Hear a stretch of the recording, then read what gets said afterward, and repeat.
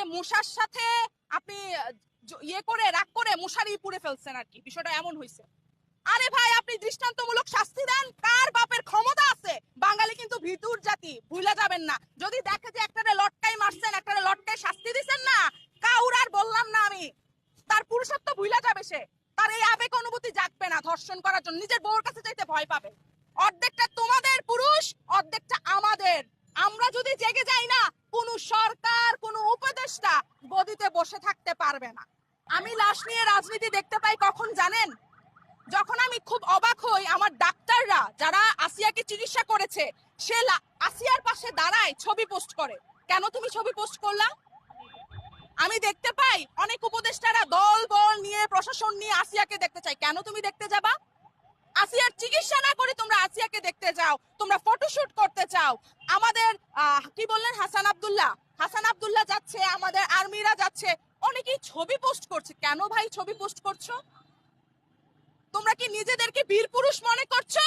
তোমরা কি মনে করছো মাগুরাই যাচ্ছি, কবর জিয়ারত করছি, দাফন করছি, আমরা বীর পুরুষ? তোমাদের লজ্জা হওয়া উচিত। তোমাদের ফেসবুকে এই মুখটা দেখাতে লজ্জা হওয়া উচিত। তোমাদের মিছিল মিটিং এর সামনের সারিতে দাঁড়াতে লজ্জা হওয়া উচিত যে আমি আসিয়াকে রক্ষা করতে পারি নাই, আসিয়ার দাফনের আগে দর্শককে হত্যা করতে পারি নাই, দর্শককে ফাঁসি দিতে পারি নাই, আমি আইন প্রতিষ্ঠিত করতে পারি নাই, আমি যাব না। তোমাদের চুরি পরা উচিত, তোমাদের ঘুমটা দেওয়া উচিত। আমাদের পর্দার দরকার নাই, তোমাদের পুরুষদের পর্দার দরকার। তোমরা যারা বড় বড় কথা বলো না, তাদেরকে কথা থেকে সরে আসা দরকার। মেয়েদের হাতে দিয়ে দাও, দেখবা বাংলাদেশ গড়ব। বাংলাদেশ আমার দেশ, বাংলাদেশ আমি গড়ব, গড়ে তোমাদেরকে উপহার দিব। প্রত্যেকে মনে করছো আমি বাংলাদেশ হাতে নিয়েছি। তোমরা আমাদের শিক্ষক, আমাদের ছাত্র, আমাদের কোমলমতি ছাত্রদেরকে উদ্দেশ্য করছো, তাদেরকে যেভাবেই হোক দেশ স্বাধীন করছো। তোমরা এখন আমাদেরকে স্কিপ করে দিছো। 8 বছরের মেয়েটা ক্লাস 3 এর শিক্ষার্থী, কিন্তু ক্লাস 3 এর শিক্ষার্থী না, আমাদেরকে তোমরা সাইড করে দিছো। তোমরা এখন দল গঠন করতেছো। আরে এটা কোন কথা?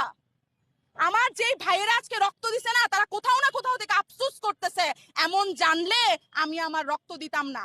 মারে আমারে মাফ করে দিস, বোন রে আমারে মাফ করে দিস, আমি বাচ্চা থাকলে তো তোর ইজ্জতটা আমি রক্ষা করতাম।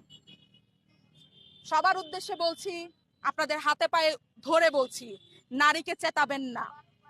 নারী চেতছিল, বীরাঙ্গনা হইছে, যুদ্ধ মুক্তিযোদ্ধাকে জয় করছে। সেম ভাবে আপনারা আমাদেরকে চেতাবেন না। 2024 সালে আমরা রুখে দাঁড়াইছি, 26, 27, 28, 29, 30 রুখে দাঁড়াইতে সময় লাগবে না। নারী পারে না এমন কিছু নাই, নারী আপনাদেরকে জন্ম দিছে, নারী বাংলাদেশ জন্ম দিছে। বলে না যে মুসার সাথে আপনি ইয়ে করে রাগ করে মশারি পুড়ে ফেলছেন আর কি, বিষয়টা এমন হয়েছে।